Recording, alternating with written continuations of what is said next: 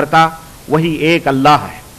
یہ ہر مسلمان کا ایمان اور عقیدہ ہے، اور اس کے اندر بہت سارے ہمارے غیر مسلمین بھی شریک ہیں. اس اللہ کا بھیجا ہوا یہ دھرم، یہ دین، یہ اسلام ہے. دوسری آیت کریمہ جو میں نے پڑھی ہے، اسی اللہ رب العزت نے اپنے پشتک میں، اپنی مقدس کتاب میں، اپنی مقدس پشتک میں، پوتر کتاب میں، قرآن کریم میں اس نے یہ بات بیان فرمائی ہے کہ ان الذین آمنوا، جو لوگ اللہ کے اوپر وشواس کرتے ہیں، یقین کرتے ہیں، ایمان لاتے ہیں، اللہ رب العزت کو مانتے اور جانتے اور پہچانتے ہیں، وہ لوگ ولم یلبسوا ایمانہم، پھر ایمان لانے کے بعد میں اپنے ایمان میں کسی ظلم کو شریک نہیں کرتے، کوئی ظلم نہیں کرتے ہیں ایمان لانے کے بعد میں. ظلم سے مراد یعنی اللہ رب العزت کے ساتھ کسی کو شریک نہیں کرتے، صرف اللہ ہی کو سب کچھ تسلیم کرتے ہوئے اللہ رب العزت کی ذات، اس کے صفات، اس کی عبادات، اس کے پوجا پاٹ، اس کے گن، اس کے تصرف، اس کی قدرت اور اس کی طاقت، اس کی شکتی میں کسی بھی نبی، کسی بھی ولی، کسی بھی پیر، کسی بھی دیوی، کسی بھی دیوتا، کسی بھی اور مخلوق کو، چاہے وہ جن ہوں، بھوت ہوں، پریت ہوں، دیوی یا دیوتا ہوں، پیڑ اور پودے ہوں، اینٹ اور پتھر ہوں، درخت اور نالے ہوں، سورج ہو، چاند ہو، کوئی بھی ہوں، کسی کی وہ پوجا اللہ کے سوا نہیں کرتے. صرف اللہ تبارک و تعالی ہی کے لیے ساری پوجا پاٹ، ساری آرادنائیں، ساری پرارتھنائیں، ساری دعائیں، ساری چیزیں صرف اللہ عز و جل کے لیے وہ خاص کرتے ہیں. تو اللہ فرماتا ہے جو ایمان لاتے ہیں اور وہ اس طرح کا عمل کرتے ہیں کہ اللہ کے ساتھ کسی کو شریک نہیں کرتے، اولئک لہم الامن، وہی امن و شانتی پانے والے ہیں، وہی امن و سکون کے حقدار ہیں، انہی کو امن و شانتی ملتی ہے اور انہی کو سکون اور اطمینان ملتا ہے. وہم مہتدون، اور وہی لوگ سیدھے راستے پر ہیں، وہی لوگ صحیح راستے پر، صحیح مارگ کے اوپر قائم و دائم ہیں اور وہ چل رہے ہیں. اسی طرح سے اللہ رب العزت نے فرمایا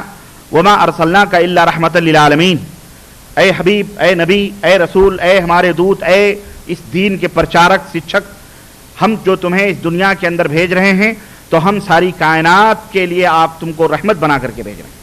تم ساری کائنات کے لیے رحمت بنا کر کے بھیجے گئے ہو، صرف مسلمانوں ہی کے لیے نہیں، صرف انسانوں ہی کے لیے نہیں، منش کے لیے نہیں، بلکہ جناتوں کے لیے بھی آپ رحمت ہیں، دنیا والوں کے لیے بھی رحمت ہیں. وہ لوگ جو اللہ کے اوپر ایمان نہیں لاتے، اللہ کے اوپر وشواس نہیں کرتے، آپ ان کے لیے بھی رحمت ہیں، جانوروں کے بھی رحمت ہیں، حیوانوں کے لیے بھی رحمت ہیں، ساری کائنات کے لیے جتنے بھی عالمین ہیں سب کے لیے آپ رحم و کرم، آپ رحمت و شانتی بنا کر کے بھیجے گئے ہیں. آپ سراپا پیکرے رحم و کرم. اور چوتھی آیت کریمہ جو میں نے پڑھی ہے اس میں اللہ رب العزت نے ارشاد فرمایا کہ وَنُنَزِّلُ مِنَ الْقُرْآنِ مَا هُوَ شِفَاءٌ وَرَحْمَةٌ لِّلْمُؤْمِنِينَ، ہم نے جو قرآن اتارا ہے، جو کتاب کو ہم نے اتارا ہے اپنے نبی پر، وہ قرآن ہے جس کے اندر مریضوں کے لیے شفا ہے، بیمار دل لوگوں کے لیے اس کے اندر امن ہے، شفا ہے، اور مومنوں کے لیے اس کے اندر رحمت ہے. یعنی یہ پورا قرآن رحمت و شانتی کا پیغام دینے والا ہے.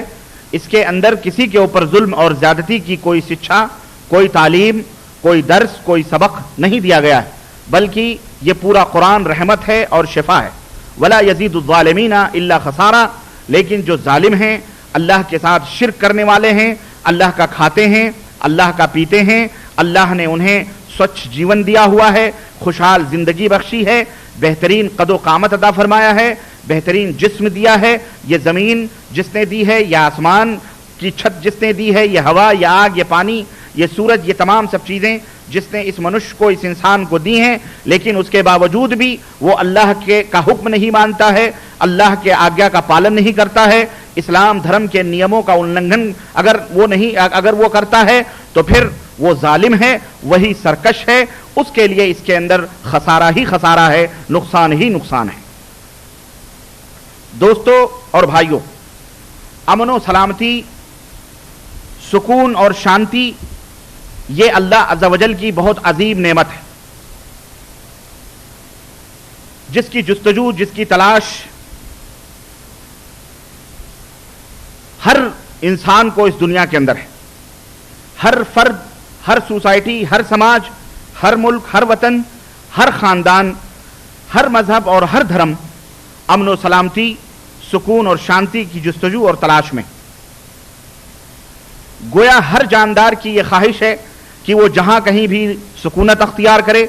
جہاں بھی رہے، جہاں بھی بسے، جہاں بھی سوئے، جہاں بھی اٹھے اور بیٹھے، وہاں وہ امن و سکون کی زندگی گزارے.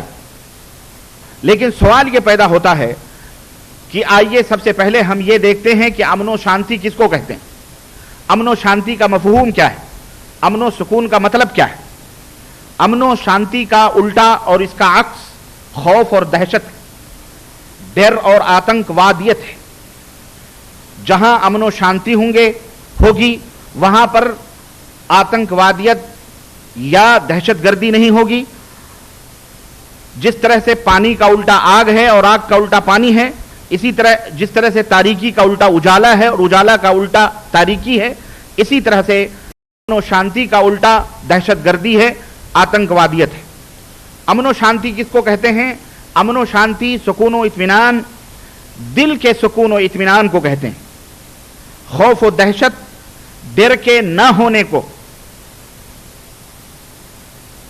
امن و شانتی کہتے ہیں. جہاں امن و شانتی ہے وہاں ڈر اور خوف کا گزر نہیں، اور جہاں ڈر اور خوف ہے وہاں امن و شانتی نہیں. امن و شانتی کا دیش یا امن و شانتی کا ملک یا امن و شانتی کا شہر یا امن و شانتی کا قصبہ یا گاؤں وہ ملک یا وہ شہر کہلاتا ہے جہاں کے رہنے والے، جہاں کے بسنے والے اطمینان اور سکون کے ساتھ سانس لے رہے ہوں، جہاں نہ کوئی خوف ہو نہ کوئی ڈر ہو. مثال کے طور پر اس دھرتی پر، اس زمین پر ایک دیش بطور مثال اگر میں پیش کروں تو میں حق بجانب ہوں گا کہ مملکت سعودی عربیہ. یہاں پر ہر دھرم اور ہر مذہب کے لوگ رہتے اور بستے ہیں.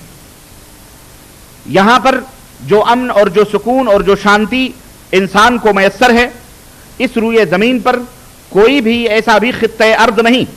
کوئی بھی ایسی زمین نہیں ہے جہاں اس طرح کا سکون اور اس طرح کا اطمینان وہاں کے رہنے اور بسنے والوں کو میسر ہو.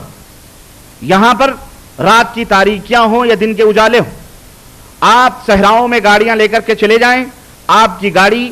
کے کاغذات درست ہیں، آپ کے اپنے پیپر صحیح ہیں، آپ قانونی طور پر درست صحیح سفر کر رہے ہیں، تو آپ کی گاڑی سونا سے بھری ہوئی ہو لیکن نہ آپ کو کوئی خوف لگے گا نہ ہی آپ کو کوئی ڈر لگے. آپ اپنے بیوی بچوں کے ساتھ سفر کر رہے ہوں اور تاریکی چھائی ہوئی ہو اور کسی صحرا کے اندر آپ کی گاڑی خراب ہو جائے، آپ کا دل ذرہ برابر بھی نہیں دھڑکتا ہے، نہ ہی آپ کا دل خوف زدہ ہوتا ہے. بیوی بچوں کو اتار کر آپ اسی صحرا میں بسترا لگا کر آرام کے ساتھ شانتی کے ساتھ سو جاتے ہیں. نہ چور کا ڈر، نہ چکارے کا، نہ ڈاکو کا، نہ لٹیرے کا، کسی کا ڈر، کسی کا خوف، کسی کا خطرہ آپ کے دل کے اندر پیدا نہیں ہوتا ہے. یہ مملکت سعودی عربیہ دنیا والوں کے لیے ایک عظیم الشان مثال ہے، اور اس کی وجہ، اس کا کارن، اس کا سبب صرف اور صرف یہ ہے کہ یہ واحد مملکہ ہے، یہ واحد دولہ ہے، یہ واحد کنٹری ہے، یہ واحد ملک ہے جس ملک کے اندر قرآن و سنت کی بالادستی ہے، اللہ کا نظام قائم ہے، اللہ کا قانون قائم ہے، اللہ رب العزت کا جیتا جاگتا نمونہ، اللہ رب العزت کی جیتی جاگتی کی نشانی مملکت سعودی عربیہ پوری دنیا کے سامنے ایک چیلنج ہے. اور یہ اللہ رب العزت کا فضل اور اس کا احسان ہے، اور یہ بہت بڑا ادھارن، بہت بڑی مثال ہے پوری کائنات کے لیے، جہاں پر قتل و غارت گری کے نہایت ہی کم کیسز اور نہایت لوٹ اور چور اور چکاری کے نہایت ہی معمولی کیس کہیں ایک کم دکا ہو جاتے ہیں. ورنہ اللہ کا شکر ہے کہ یہاں نہ کہیں ظلم ہے، نہ زیادتی ہے، اور نہ ہی کسی کے دھرم اور مذہب کے حساب سے کوئی مسلمان ستاتا یا اسے ایذا پہنچاتا ہے. یہ نہ ہی یہاں نسل پرستی، نہ قوم پرستی، نہ رنگ پرستی، نہ زبان پرستی، بلکہ یہاں ہر زبان، ہر قوم، ہر دھرم، ہر ملت کا آدمی دکان کھول کر کے اپنے کاروبار میں مشغول ہے، اپنی زندگی نہایت ہی سکون اور اطمینان کے ساتھ گزارتا اور بسر کرتا ہے. اللہ رب العزت سے دعا ہے کہ اللہ تبارک و تعالیٰ اس ملک کو یوں ہی دنیا والوں کے لیے ایک مثال بنائے، اور پاک پروردگار قیامت کی صبح تک اس کے کرتا دھرتا اور اس کے اولات امور اور اس کے راجا، اس کے مہاراجا، اس کے جو بادشاہ، اس کے جو وزراء ہیں، اللہ انہیں اسی طرح سے امن و شانتی اور سکون و اطمینان قائم و دائم رکھنے کی توفیق عطا فرمائے، اور اللہ تبارک تعالیٰ اس ملک کو دنیا کے لیے ایک مثال بنائے، آمین یا رب العالمین۔ میرے عزیزوں اور بھائیوں، انسان کو غذا اور کھانا نہ ملے، کھانا پانی نہ ملے، اتنا اس کو تکلیف نہیں ہوگی جتنا کھا پی کر کے اسے اگر کہیں امن و سکون نہ ملے اتنی تکلیف اس کو ہوگی۔ کوئی بھی انسان جہاں کہیں بھی جاتا ہے، میں سمجھتا ہوں کہ وہ کھانے پینے سے پہلے اس کی سب سے پہلی ضرورت یہ ہوتی ہے کہ وہاں سکون اور اطمینان کی کوئی جگہ بیٹھنے کے لیے اسے میسر آ جائے۔ اگر امن نہ ہو، اگر شانتی نہ ہو، سکون نہ ہو، جہاں امن و سلامتی موجود نہ ہو، ظاہر ہے کہ وہاں کھانے پینے سونے میں کوئی لذت اور کوئی مزہ انسان کو نہیں ملتا ہے۔ اس لیے کھانے پینے سونے اور رہنے سے پہلے آدمی کو امن و شانتی کی اور سکون و اطمینان کی ضرورت اور تلاش ہوتی ہے۔ یہی وجہ ہے کہ آپ ذرا تاریخ اٹھا کر کے دیکھیں کہ مکہ کی اس سرزمین پر، اس بے آب و گیاہ میدان میں جہاں کسی آدم کا یا آدم ذات کا کہیں کوئی پتہ لتا نہیں تھا، جب امام التوحید حضرت ابراہیم علیہ السلام اپنے ننھے منھے بچے کو لے کر اور اپنی بیوی کو لے کر اس دھرتی پر آئے اور یہاں پر انہوں نے قیام کیا اور اپنے بیوی بچوں کو چھوڑ کر اللہ کے حکم سے وہ واپس ہونے لگے، تو انہوں نے اللہ رب العزت سے ایک دعا کی تھی، کھانے پینے کی دعا نہیں، رہنے سہنے کی دعا نہیں، بلکہ صحت اور تندرستی کی نہیں، بلکہ سب سے پہلی جو دعا ان کے زبان سے نکلتی ہے، قرآن نے اسے نوٹ کیا ہے۔ اللہ رب العزت نے بیان فرمایا کہ ابراہیم نے